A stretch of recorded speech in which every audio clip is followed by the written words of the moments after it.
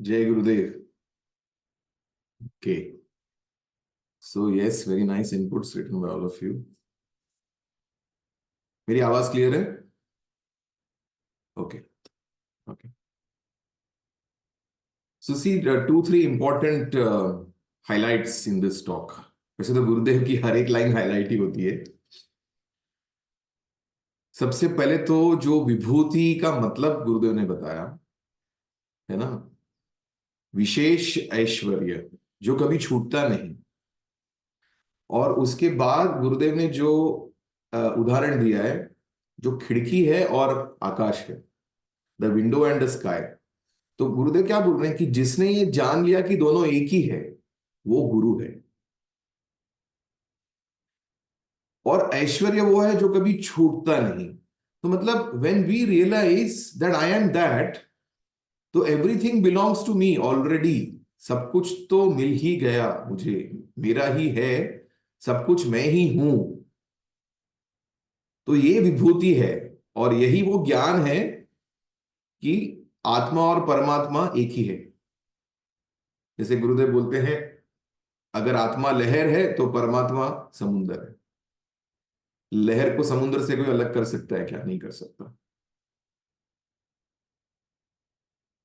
एक बूंद जब अपने आप को बूंद समझ के अलग रहता है तो वो सूख सकता है, लेकिन जब बूंद सागर में मिल जाता है तो वो सागर बन जाता है। Right? So how do you identify yourself? तादात्म। How do you identify yourself? Do you identify yourself as a drop or do you identify yourself as an ocean? That is an important question. So if you identify yourself as the ocean, as the infinite, if you identify yourself as a finite body, again, Krishna is emphasizing the fools are the ones who think that I am the body, but I am not the body. मैं शरीर नहीं हूँ। जो मूर्ख है वो मुझे शरीर समझते हैं, इसलिए वो शुरू ही ऐसे कर रहे हैं, मुझे कोई जानता नहीं। तुम्हें क्या लगता है तुम मुझे जानते हो? कोई नहीं जानता मुझे, महर्षि भी मुझे नहीं जानते। तो ये समझ, ये बोध हो जाना कि not just that I am part of the infinite, but we are the same. कोई अंतर नहीं है।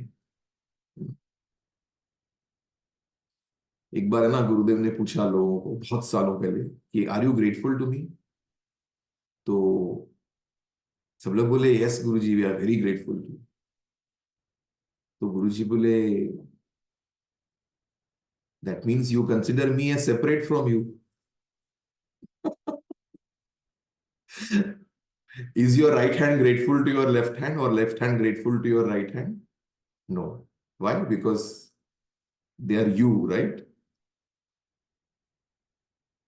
फिर गुरुजी ने फिर से पूछा, so are you grateful to me? Now people were, कभी हाँ बोले कि ना बोले। हाँ बोले तो भी फंस गए, ना बोले तो भी फंस गए।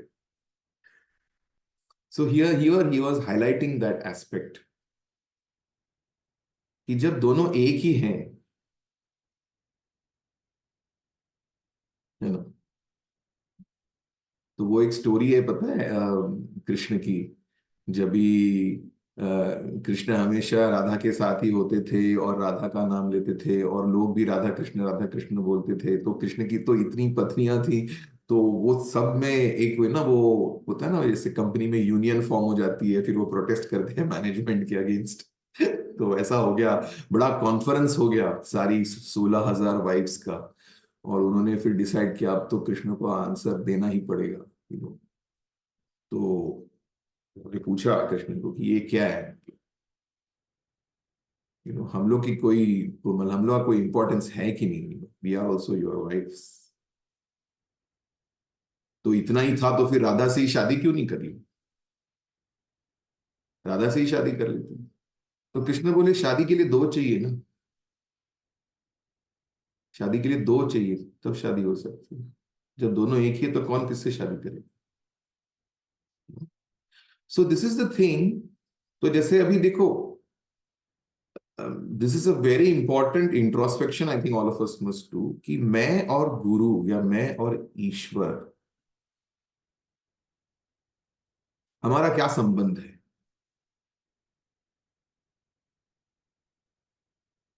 कि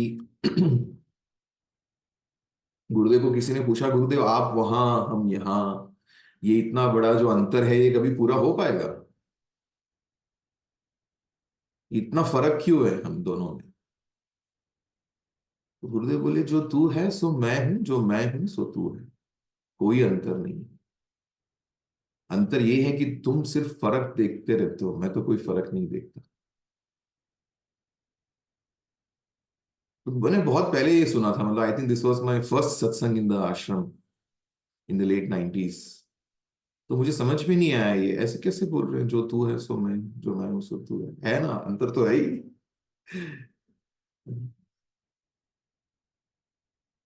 बट एक्सपीरियंसेस ऐसे मिलते हैं, स्पेशली जब भी कोई सेवा की जिम्मेदारी लेते हैं ना, और फिर जब सेवा की जिम्मेदारी लेते हैं ना कोई, जैसे जो अपने से नहीं हो सकता ऐसे कोई जिम्मेदारी लेते हैं ना, फिर बहुत गहरा ध्यान होने लगता है, और फिर वो गहरे ध्यान में ना ये रियलाइजेशन होने लगता है, you get the experience of the oneness.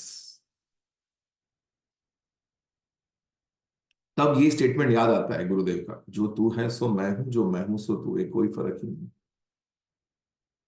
when you feel totally hollow and empty. So this is one question, so this is one homework for today. We have to ask ourselves, and जो अगर आपने group join किया होगा Sri Sri talks, उस group में ये लिखा हुआ होमवर्क भी आ जाएगा आपको, to just remind you about it. But आज थोड़ा सा इस पर चिंतन मनन स्वाध्याय करें कि how do I relate to the divine, how much of a separation do I feel with the divine, or how much of a oneness do I feel with the divine? Identification कैसा है मेरा divine के साथ, that is the first thing. अच्छा, second जो क्या beautiful चीज बोली है गुरुदेव ने, संबंध। संबंध अगर जो सीमित है उससे जुड़ गया तो दुख है, असीमित से हो गया तो मुक्ति है। तो संबंध में ही बंधन है और संबंध में ही मुक्ति है। आपका संबंध किससे है? सी, जो भौतिक संबंध होते हैं वो बंधन बन जाते हैं, लेकिन गुरु के साथ जो संबंध है वो क्या कर देता है? वो हमको मुक्ति देता है। तो ये हमको आइडेंटिफाई करना है कि मेरा ऐसी कितनी लिमिटेड चीजें हैं, सीमित चीजें ऐसी क्या क्या हैं जिससे मेरा संबंध है, और असीमित चीजें ऐसी कौन सी है जिससे मेरा संबंध है, और प्रायोरिटी कहां पर है ज्यादा, व्हाट इज द फोकस। जो भी हमारे, तो दोनों है हमारे जीवन में, तो जो भी सीमित चीजों से जो हमारे संबंध है अगर वो प्रायोरिटी बनने लगते हैं, the way you look, your body, right, the comforts of your body, the desires, the possessions you have, the relationships, all this is the limited। इस पर जितना हमारा प्रायोरिटी रहेगा उतना जीवन में दुख रहेगा, उतना जीवन में बंधन रहेगा। एंड जैसे वो प्रायोरिटी इन्फानाइट की तरफ शिफ्ट होने लगती है, आप देखोगे आपको मुक्ति का एहसास होने लगेगा। You will feel more and more liberated, and you will feel very light about the world. फिर कोई बड़ी समस्या भी आती है तो ऐसा लगता नहीं कि कोई बड़ी समस्या आ गई, बड़ा संकट आ गया, अरे मेरे साथ ऐसा हो रहा है, ये नहीं फील होता।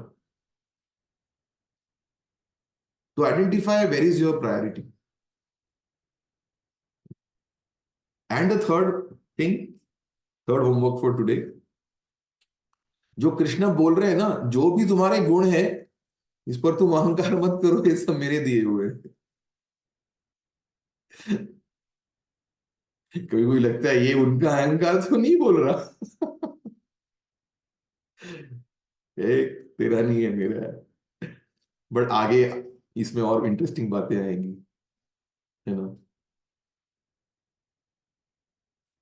तो देखो, अभी जब हम टॉक्स जब सुन रहे हैं ना गुरु जी की, तो हमें, हम ये इंटेलेक्चुअली यस बोलते हैं इसको, हाँ नहीं नहीं नहीं गुरु जी, तो कृपा से ही आया है, तो कृपा से ही आया है।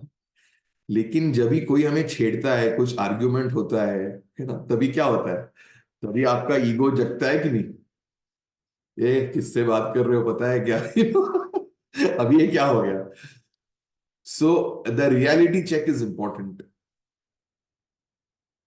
सो आइडेंटिफाई कि वो कौन से एस्पेक्ट्स हैं जिसको हम समझते हैं कि ये भाई ये मेरा है, इसका क्रेडिट मेरा है। आइडेंटिफाई ऑल दोज थिंग्स जिसके लिए you want credit for yourself, there your ego is lying hiding, which then reveals itself at some times, है ना? और चेक करो कि उसको ड्रॉप कर सकते हो क्या। सो 3 homeworks, yeah. What is the first? What is my relationship with the divine? Do I identify the oneness with the divine or do I see a separation? If I see a separation, कितना मुझे separation महसूस होता है, या अगर एक लगता है तो रियली एक लग रहा है, सायुज्य। दूसरा, मेरा संबंध सीमित चीजों से है या असीमित चीजों से है, प्रायोरिटी कहां पर है? जो सीमित चीजों से मेरा संबंध है वहां ज्यादा मेरी एनर्जी, मेरा माइंड वहां ज्यादा केंद्रित है, कि असीमित चीजों पर ज्यादा केंद्रित है? इसीलिए देखो, ध्यान करने के बाद हम एक श्लोक, छोटा सा श्लोक बोलते हैं ना, ओम असतो मां सतगमय, तमसो मां ज्योतिर्गमय, मृत्योर्मा अमृतम गमय। ये प्रार्थना ही यही है कि मेरा संबंध, मेरी बुद्धि का जो नश्वर है, जो सीमित है, जो असत्य है, उस पर जो मेरी बुद्धि बार बार केंद्रित होती है, वहां से मेरी बुद्धि को हटा के, वहां से मेरे ध्यान को, लक्ष्य को हटा के, जो सत्य है, जो असीमित है, जो अनंत है, वहां ले जाओ। ये वो प्रार्थना है ना? या राइट पल्लवी? जो एडवांस कोर्स के मेडिटेशंस के बाद गुरुदेव जो श्लोक बोलते हैं, असंगो हम पुनः पुनः, ये वही है। क्योंकि हमारा देखो, संग हमारा कहाँ ज्यादा हो गया, जो सीमित चीजें हैं वहां पर हमारा संग ज्यादा हो गया, तो असंगो हम पुनः पुनः, बार बार, बार बार ये सजग होके, जहां पे वो संग, वो बंधन बना हुआ है, अटैचमेंट, मोह, जहां फंसे हुए हैं, बार बार वहां से सजग होके उसको हटाना पड़ेगा। ओ ये तो नहीं, this is not the reality. So that's the second homework. And the third is, जो भी मेरे गुण हैं, तो वो कौन से ऐसे गुण हैं या जो कौन सी ऐसे एस्पेक्ट्स है मेरे जीवन के जहां पे मैं क्रेडिट लेना चाहता हूं कि ये मेरा है। फिर चाहे वो सेवा में हो, आपके प्रोफेशन में हो, आपके पर्सनल लाइफ में हो, wherever you that my thing comes up. Yoga Vasishtha में ऋषि वशिष्ठ बोलते हैं ना, the root cause of misery is this, me and mine,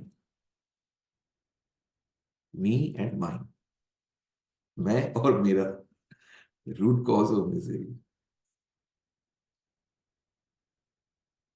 Yes, संबंध with your professional and financial goals is also with the limited, क्योंकि आपके professional goals कितने टिकने वाले हैं?